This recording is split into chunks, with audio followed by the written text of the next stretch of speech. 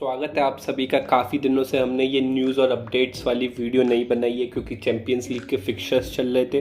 तो इस वीडियो में बहुत सारी खबरें आपको बताने के लिए शुरू करते हैं। चलिए,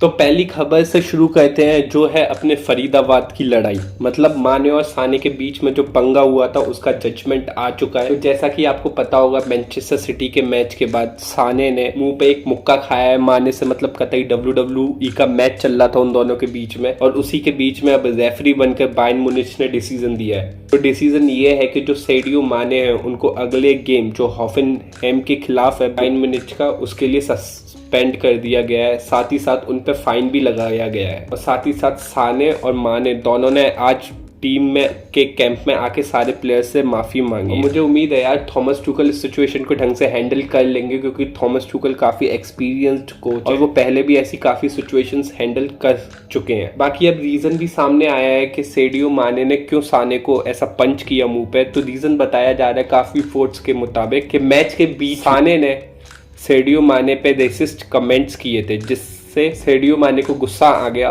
और उन्होंने बाद में जाके उन्हें पंच कर दिया। एक तो भाई ये क्या साने माने कंफ्यूजन ही कंफ्यूजन है भाई, तुम लोग समझ लेना अपने हिसाब से। कहना क्या चाह रहा हूँ, साने ने मुक्का खाया अपने मुंह पे माने से, क्योंकि साने ने रेसिस्ट कमेंट किया था माने पे मैनचेस्टर सिटी वाले मैच के बीच में। समझ गए ना, बस यही है। तो अगली खबर की बात कर लेते हैं। तो जूड बेलिंगम का फैसला आ चुका है। जूड बेलिंगम का फैसला क्या, डिसीजन ऐसा क्लियर तो नहीं आया है, पर अब ये बताया जा रहा है, अगर रिपोर्ट्स की माने तो एक क्लब जो पहले जूड बेलिंगम को साइन करने की रेस में काफी आगे था, लिवरपूल, वो अब पीछे हटता हुआ दिख रहा है।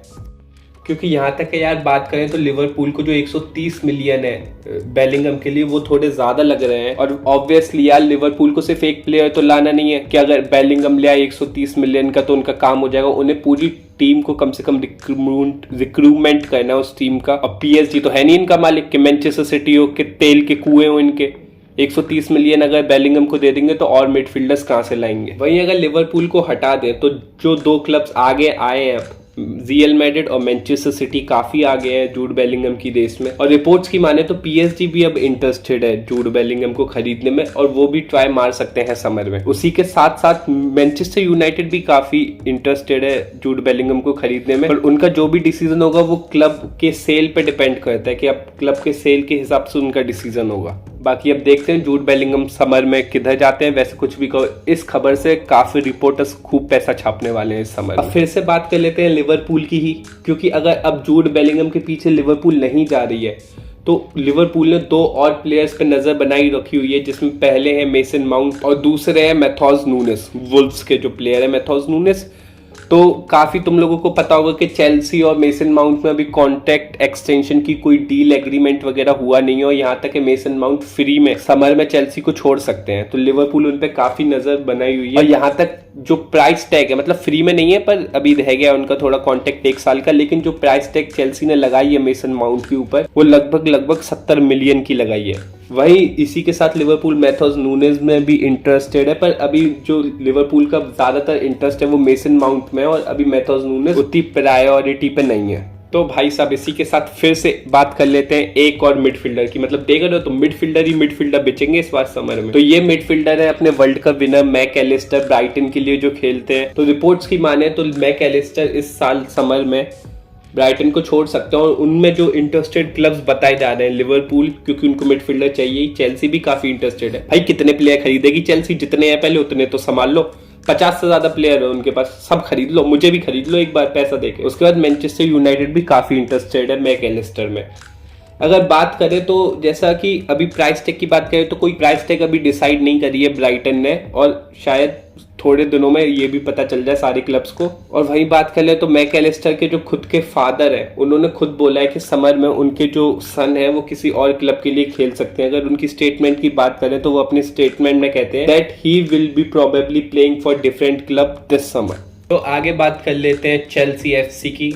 नहीं, चैंपियंस लीग की हार की बात नहीं करने वाले हम। ये दूसरी खबर ऐसी है कि जो चेल्सी है अब वो काफी इंटरेस्टेड है जाओ फीलिक्स को परमानेंट और लॉन्ग टर्म साइन करने के लिए। जैसी परफॉर्मेंस जाओ फीलिक्स ने दी है पिछले कुछ हफ्तों में, तो चेल्सी के जो टॉड बोली है वो काफी इंटरेस्टेड है जाओ फीलिक्स को लॉन्ग टर्म प्रोजेक्ट में रखने के लिए। और सही भी है यार, चेल्सी के अटैक में राहीम स्टर्लिंग वगैरह में भाई एक जाओ फीलिक्स ही है जो लगता है कि ठीक है कुछ अटैकिंग चीज कर रहा है, कुछ गेम बना रहा है, और आगे जाओ फीलिक्स यहाँ तक है मुझे काफी बड़ा एसेट हो सकता है चेल्सी के लिए और उनके जो भी नए मैनेजर आएंगे उनके लिए। आगे हुए बात कर लेते हैं हम मीलों दूर से एक खबर की। तो बात कर रहे हैं हम सऊदी अरेबिया में अल नसर की। तो रिपोर्ट्स की माने तो अल नसर के जो मैनेजर हैं रूडी गार्सिया, उनको अल नसर ने सैक कर दिया है, उन्होंने क्लब छोड़ दिया है, वो भी सिर्फ 8 महीनों के अंदर। अब देखा जाएगा कि अल नसर किसको साइन करती है। यहाँ तक कि बीच में रिपोर्ट्स भी आ रही थी जोस मोरिनो को साइन कर सकती है अल नसर, पर अब देखा जाएगा। यहाँ तक कि जोसे मोरिनो अभी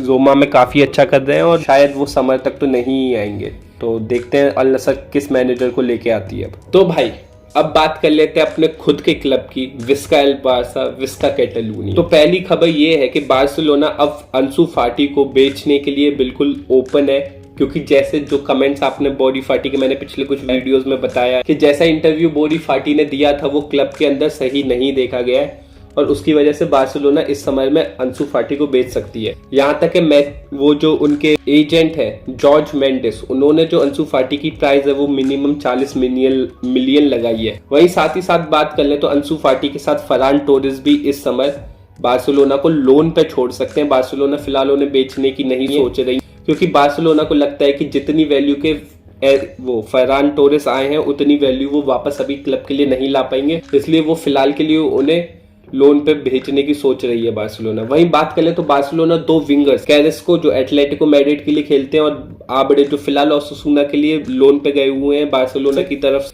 वो दोनों को बार्सा समर में ला सकती है एज अ लेफ्ट विंगर इन दोनों के रिप्लेसमेंट के तौर पे। और यहाँ तक कि आबड़े की तो तुम लोगों ने तारीफ सुनी होगी काफी जगह, आबड़े काफी अच्छा और बार्सिलोना उसको as a first team player देख रही है अगले सीजन की। और ऐसा नहीं है कि बार्सिलोना आबड़े को नहीं बेच सकती, पर आबड़े को सिर्फ तभी बेचा जाएगा जब टेबल पे कुछ एक एक्स्ट्रा ऑर्डिनरी ऑफर आएगा। वहीं बार्सिलोना की एक और खबर की बात कर ले तो बार्सिलोना के जो स्पोर्टिंग डायरेक्टर है मैथ्यू एल्जिमी, उन्होंने आज मीटिंग करी है गुंदोगन के एजेंट के साथ और रिपोर्ट्स की माने तो ये मीटिंग काफी पॉजिटिव और 1 घंटे से ज्यादा रही है। वैसे तुम लोगों को पता होगा कि गुंदोगन इस समय में सिटी को एज अ फ्री ट्रांसफर पे छोड़ सकते हैं, तो बार्सिलोना उसी में गुंदोगन को लाने की कोशिश में लगी हुई। और यहाँ तक कि मुझे लगता है कि भाई पेप बारसा का ही बंदा है, गुंदोगन को आने ही देगा बार्सिलोना में। और मुझे लगता है जैसी परफॉर्मेंस कल मैंने देखी है गुंदोगन की बायर्न म्यूनिच के खिलाफ चैंपियंस लीग में, मैं तो चाहता हूँ भाई कुछ पैसे देने पड़े थोड़े बहुत तो भी दे दो, पर गुंदोगन को लेके आओ। वो बंदा काफी काम का और काफी यूजफुल रहने वाला है बार्सिलोना के मिडफील्ड में अगले सीजन।